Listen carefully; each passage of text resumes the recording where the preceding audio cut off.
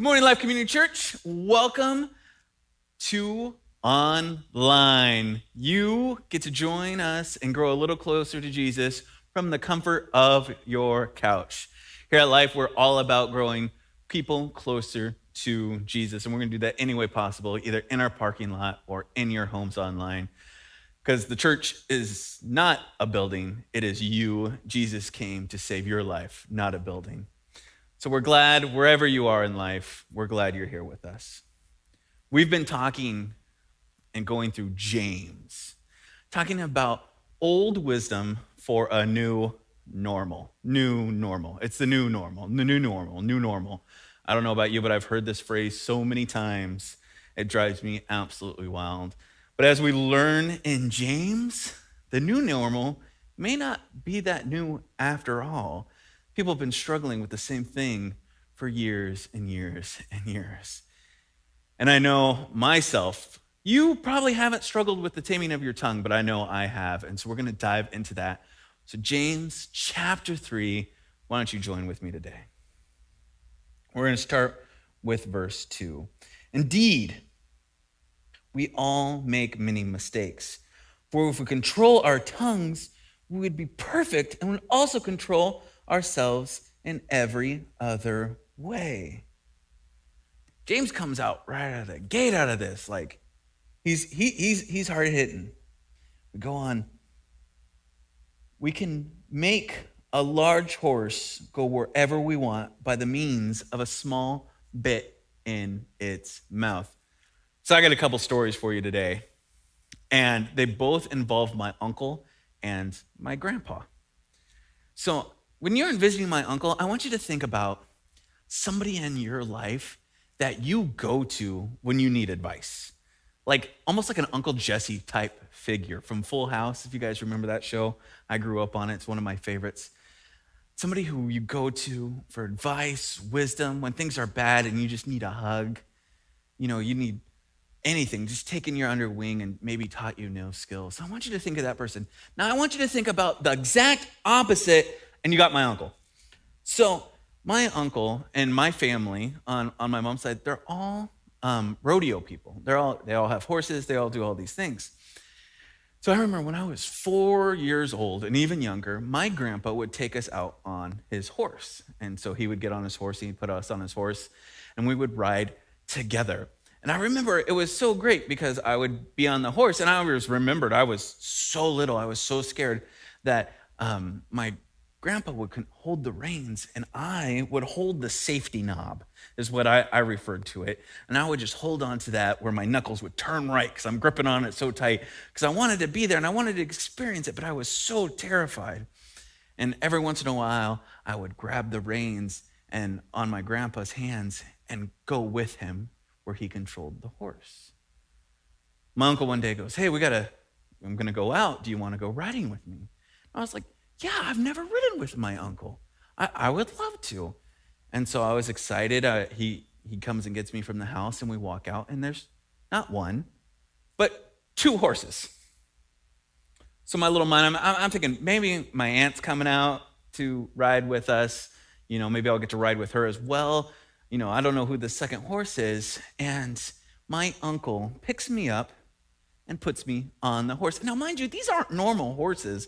These horses are like 60 feet tall. I mean, they're gigantic. They're like almost elephant-sized horses. So I'm terrified. And then he gets on the horse next to me, and I'm like, "What are you thinking? I can't ride this by myself. I'm 4. But what my uncle knew and what James knew is that I can control the horse. Even 4-year-old Chris controlled a horse. The problem was James didn't tell me and my uncle didn't tell me that I had that power. I was just terrified the whole time. I wanted to hold my safety knob. My uncle said, "No, you got to hold the reins and you could control them." I was terrified. But James says we can make a large horse go wherever we want by a small bit in its mouth. He goes on verse 4 and says, "And a small rudder makes a huge ship turn wherever the pilot chooses to go." Again, my grandpa and my uncle. My grandpa would get us a houseboat every year. And we'd go out to this lake called Don Pedro, this great lake. He had a ski boat, and we'd go tubing behind it. And my grandpa would take me and my cousins out, and we'd go about 5 miles an hour on the road, on the water, and it was the greatest thing ever, and it was nice and fun. And then he'd drag us back in, and we'd be done. So my uncle goes, "Hey, you guys want to go tubing?" And I was like, "Yeah, that sounds like a blast." And you're like thinking, have we not learned, Chris? I know I was in junior high. I wasn't that smart. I was like, "Yeah, let's go tubing." My uncle immediately throttles that thing. We're going about 200, 250 miles an hour across the water, just flying. And I was just screaming, once again, white knuckles, holding on to this tube as hard as I can. And because he turns it just a little bit, he was able to control the boat just a little bit. The tube flung out, and I flew, bouncing across the lake about 3 miles, just like Morse code across the lake, finally stopping about 3 miles away. I was terrified. I only went on a tube 2 more times in my life. One, because there was a girl involved. I won't tell that story now. The other one, John Samson, the man, the myth, the legend, said, "Hey, I'll take care of you. Don't worry. I'll let him tell the story about how he threw me." But in his defense, it was only about a mile that time that I flew. But it's amazing. James knew, my uncle knew, anybody who has a boat or horse knows you can control these things with just a little bit of effort. He goes on, "But a tiny spark can set a great forest on fire." We live in California. It's summertime. Every year, we do not need a story about this. We breathe in that air all the time. Some of us have maybe lost something in the fires of California. We know that a tiny strike of lightning, a tiny ember, a tiny cigarette, anything can start a huge forest fire and destroy a ton of things. Verse 6, "And the tongue is a flame of fire. It is a whole world of wickedness, corrupting your entire body. It can set your whole life on fire, for it is set on fire by hell itself." I imagine the fires that destroy and destroy and destroy. And it is amazing that James is saying, so can your tongue.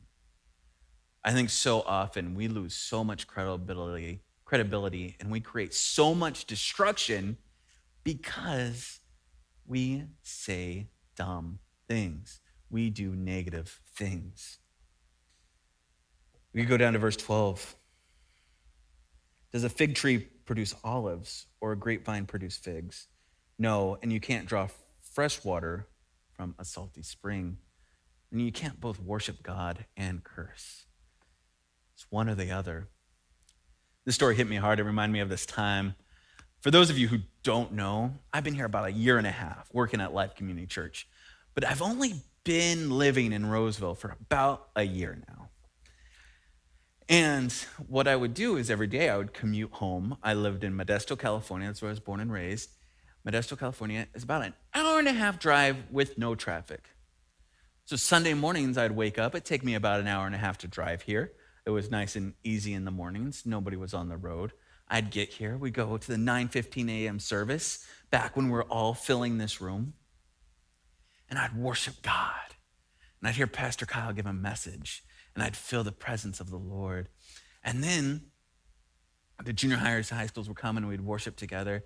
And then I'd take them into the room, and I'd preach Jesus. And it was just an amazing morning. Problem is, I had to get back in my car, and the roads weren't so clear now. So I had to go from the 65 to the 80 to the 99. 65, I wasn't on there too long, so it wasn't too bad. 80's pretty good. Once I get to the 99, I go through Sacramento, and I get right past Elk Grove, and there's 4 lanes, and it goes down to 2. And for some reason, people forget how to drive. And they forget, if we just let people in and zip people in, it'd be great, and we keep going. But everybody's got to be the first one in line and go past, and I'd be like, and I'd say these mean things and just yell at people, and they couldn't even hear me. And I was so upset and so angry, and I was just negative things were just coming out of my mouth. And I got home, and I remember thinking, man, I went from preaching Jesus to an hour later yelling at his creation. And I thought, God, I just remember getting on, God, please take this sin from my life. I am destructive. I don't need it anymore. Can you please take it? And miraculously, it left. And I was no longer had that sin in my life till the next day when I drove home and I got past Elk Grove and it goes from 4 lanes to 2. And then somebody comes running down and he's driving on the side of the road trying to get ahead and cuts me off. And and I pray and I go, God, the only way I can get over this, I think, is if I just stop driving. So we moved and I have about a 5-minute commute and I go, all right, this is great. This is great. I won't have this problem anymore. But then I get on East Roseville Parkway and I turn right onto Washington, which should be a merge lane. It should be no problem. Everybody should be going. But then some people stop because they think it's a stoplight. And it's a problem of my heart that I need to give to Jesus. So I thought, man, get a little defensive, right? Who does James think he is telling us things like this? So I looked up James, as any good pastor would do. See, where else does he show up in the Bible? And he shows up a couple times in the Gospels. And I remember this one time in John chapter 7, where him and Jesus and a couple other disciples were walking and doing, and Jesus was going to preach and he was going to do these things. And James goes, why don't we not? Why don't we hold up? Now, he's not talking to just anybody. He's talking directly to Jesus. And he's saying, Jesus, this is just not a good idea. I'm going to tell you to stop right now. Let's just move on. And Jesus calls him out. And it makes me think, James, kind of nervy you come and telling me to watch my tongue when you're telling Jesus, the creator of everything, to slow down. But what I love about this passage, which shows true to my life and to the high schoolers and junior hires' lives that I've witnessed to and been in all my years of life, and a lot of the adults, pretty much everybody I know, that the closer you are to Jesus, the more transformation there is in your life. I love this story because James goes from rebuking the maker of heaven and earth to saying, you know what? Learn from me. I once said some things that I don't regret. And don't forget, James was a person who was quick to speak, not quick to think about what he was speaking. So he knows the Bible's riddled with things of him just blah, blah, blah, blah, and then him probably regretting it. And he's saying in James 3 again, learn from me. The tongue is evil. Learn from me. If I stop there, this would be such a downer of a message. It's like, yeah, don't be negative. Everybody could do that. But what happens when that person cuts you off and you don't know what to do and you just get angry? For those of you who don't drive, maybe you're on Facebook. I know Pastor Kyle brings this up every week, but it's true now as it is ever. Sometimes something gets posted on Facebook and we don't take time to think. We just, you're wrong. Da, da, da, da, da, da, da. You're wrong, you're wrong, you're wrong. And we just take negativity and add negativity and add negativity over and over and over and over again. And it ends up just festering deep down in our soul and destroying us. So I have another idea. And I thought, what should we use for this idea? And I thought, you know what? Let's use Jesus. Because we could always use Jesus as an example. I thought, in Genesis 1, God created the heavens and the earth. He spoke it into existence. He took life and literally spoke it into existence. The positivity, the animals, the land, the seas, everything is spoken. We're in John 7, but if we go to John 1, I'm just going to read it for you. It is amazing. It says, in the beginning, the Word already existed. The Word was with God, and the Word was God. He existed in the beginning with God. God created everything through him, and nothing was created except through him. The Word gave life to everything that was created, and his life brought light to everyone. The light shines in the darkness, and the darkness can never extinguish it.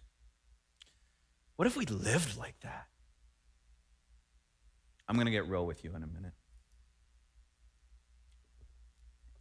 In my life, I have struggle is not the right word because struggle means that I've put up a fight. But in my life, depression has taken over. In times of my life, it has beaten me. Depression was such a heavy thing in my life and brought me down, and the negativity of this world and the negativity of my thoughts, I thought I could never overcome. And I remember this one time, I'm thinking, I'm never going to amount to anything. James 1 said, life is, your word is a light. But I felt I could never produce any light to anybody. And I remember just being just destroyed. And a friend of mine sat me down and said, Chris, one of these days, you are going to preach to millions. You have an incredible story, and your light will shine through to millions. We got, I think, 2 people in this room, so we're almost there. But that word remains true to me. And every time that I start feeling the negativity of this world and the negativity of my thoughts, I think to what my friend said, you will preach to millions. In my life, a lot of people have spoken words of life to me, words of positivity that have carried me through and made me a stronger person. So when somebody says something negative to me, I could go, that could be true, but I have more positive words in my life.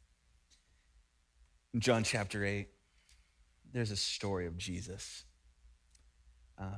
This is a woman caught in adultery. And if you haven't read this story, read it. It is a sermon by itself. And I'm just going to kind of quickly go over it. But there's some good stuff over here. The Pharisees, the kind of rulers of the day who thought they knew what was going on, were trying to stump Jesus. They're trying to get Jesus. Like I said before, you're trying to make Jesus like wrong, you're going to lose. There's a good chance. And so they bring this woman and said, she's caught in adultery. What should we do? We actually, by law, should kill her. We should stone her. And Jesus, in this moment, beautiful moment of just fear and anger and all these things going on. I'm sure this woman was terrified. The Pharisees were angry, and Jesus stoops down and starts drawing in the dirt. I challenge you. When somebody cuts you off, when somebody makes you upset, instead of reacting, what if we just took a moment and drew in the dirt? Don't do that while you're driving. That's a bad idea. But just take a moment and breathe and calm down the situation instead of adding hostility to it. Jesus says, all right, but let the one who has never sinned throw the first stone. This is one of the greatest lines I think Jesus has ever given. It's one of my favorites. It's by far because these people came to him thinking, I got you, Jesus. And he goes, all right, let's take a moment. Then he rebuttals. You don't have no sin in your life. Go ahead. What's he do? He goes back, finishes little sandcastle, and starts going to town. And Jesus is just drawing, and he's not even paying attention. And I want to know, when I get to heaven, I want to know this woman, what she was thinking the whole time. Like, he's like, I don't know, I think he's on my side, but like he's just drawing in the sand, and I'm still really scared. And slowly, one by one, these leaders leave. And Jesus gets up and he says, where are your accusers? Didn't even one of them condemn you? What's great about this story and his line before, that the one who has never sinned throw the first stone. The only one there who has never sinned is Jesus. He wasn't quick to pick up rocks. He was quick to draw in the sand and calm down the situation. He then speaks life into her. He says, neither do I. I don't condemn you either. The only one who could is go and sin no more. Jesus will breathe life into you, but he also say, hey, those things of the past, let's move on from them. He's done that a lot in my life. What I love about all this is Jesus wants to speak life into you. And I don't know about you. I hope you do, but I want to be like Jesus. I want one day to somebody be on a stage and be like, you know what? There's this guy long ago, and he could have chose to spoke negative into my life, but he chose to speak positivity into my life. And because of those kind words, I fell closer in love with Jesus. So my challenge for you this week, and I am praying that you take it to heart. I'm not encouraging you, I am challenging you. If I'm a junior high minister, I'd say I double dog dare you. Speak positive words to someone you normally wouldn't. To speak positive words to somebody who may not deserve them. Speak positive words to your spouse, to your kids, to your neighbor who's mowing lawns way too early. Speak positive words. Because in that way, we could shine like Jesus did. We can shine and bring life and change this world for the better. If we take a minute to not automatically respond, automatically pick up a rock, if we take a minute to draw in the dirt, breathe, de-escalate the situation, and breathe life into people, this world will change for the better. Lord, I thank you for today. I thank you for the opportunity to preach to people your love. I thank you that we live in a time that when everything's shut down, we can still invade houses and invade other houses that may not know you and stumble across you, and that we can preach no matter what is going on in the outside world, and we can grow closer to you. I pray this week you give us opportunities to show your love. I pray that you give us the courage to take a moment, breathe, and breathe life into people. I thank you for everything you've done in our lives.